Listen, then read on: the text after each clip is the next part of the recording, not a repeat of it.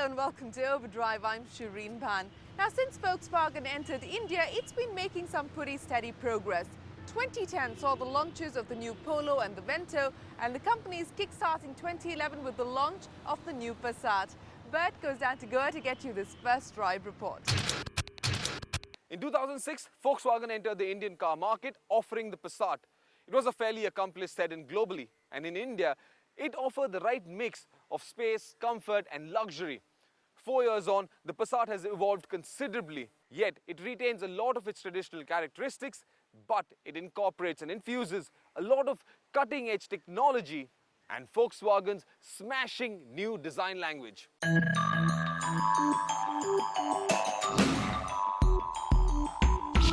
And the focus of the new design language is mostly at the front, which looks sharper and smarter than before. The wide chrome grille, flanked by the slim projector headlamps with a jewel-like LED cluster, give it an air of sporty elegance.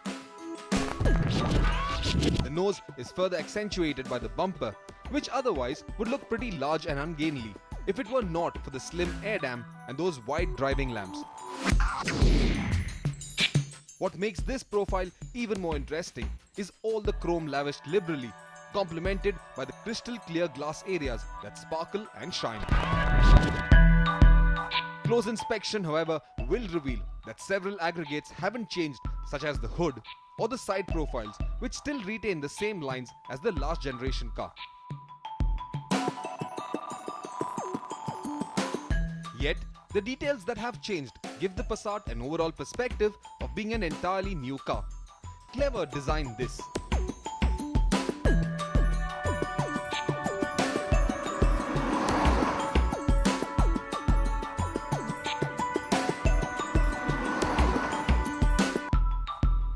If you've owned or at least sat and felt the interiors of the last generation Passat, you'll realize that this, the new Passat, doesn't feel very different from that last generation car.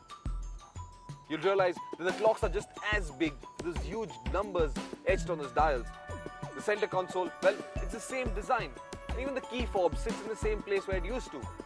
However, there are several new changes as well, and these, well, I appreciate them quite a bit. Especially this new audio system, which comes with aux connectivity, which comes with MP3 connectivity, and which you can connect your iPhone to. I like the generous amounts of chrome and aluminium that's all over this cabin. I also like the wood inserts, and well, of course, like most luxury cars of this decade, there's also a clock on the dashboard.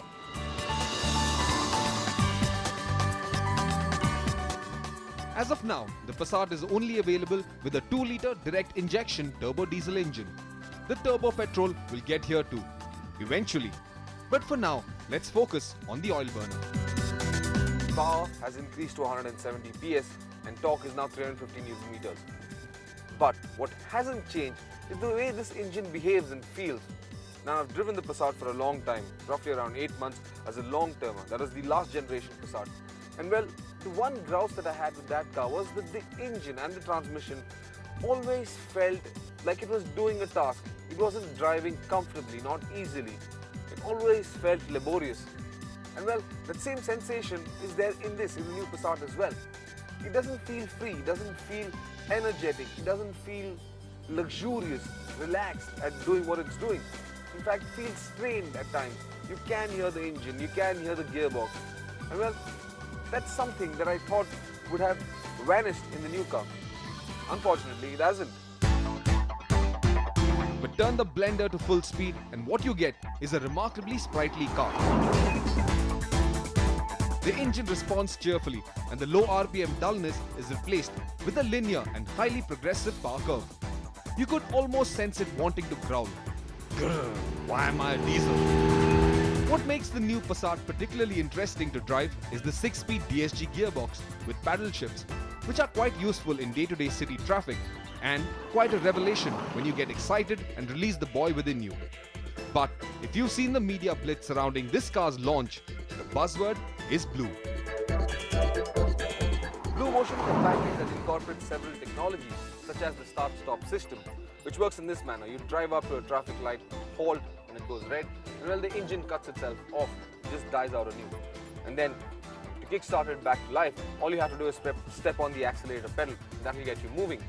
It also includes an optimized gear ratio, DSG and manual gearbox. Both of these ratios and both these gearboxes are longer, and therefore they allow early upshifts and delayed downshifts. This increases the energy efficiency of the engine. You also get brake energy recuperation. Now what this basically does is converts the heat and sound energy to a small extent and recovers that energy to recharge your batteries. And well, you also get a gear shift indicator on your instrument console, which indicates the right time to shift up or to shift down. All that technology is of course working away in the background. What you will notice and want to know more about is the ride and handling. Where dynamics are concerned, well, the Passat isn't a car you'd go hunting for corners in. It's a fairly accomplished car. At speed on the highways, this is a very stable, very well-planted car. But you just wouldn't expect too much of it when it comes to attacking corners.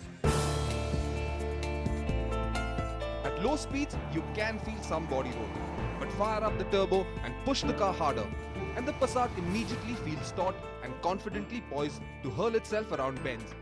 The steering is precise and has a nice feel to it. As speeds rise, the steering feels more confident of placing the car precisely where you want it to be. But what the Passat does best is offer a very plush ride quality. What this car does phenomenally well is offers a plush ride quality. It could very easily be the benchmark in the segment for ride comfort and quality. Perhaps even better than the Superb, but well, that comparison we leave for another day.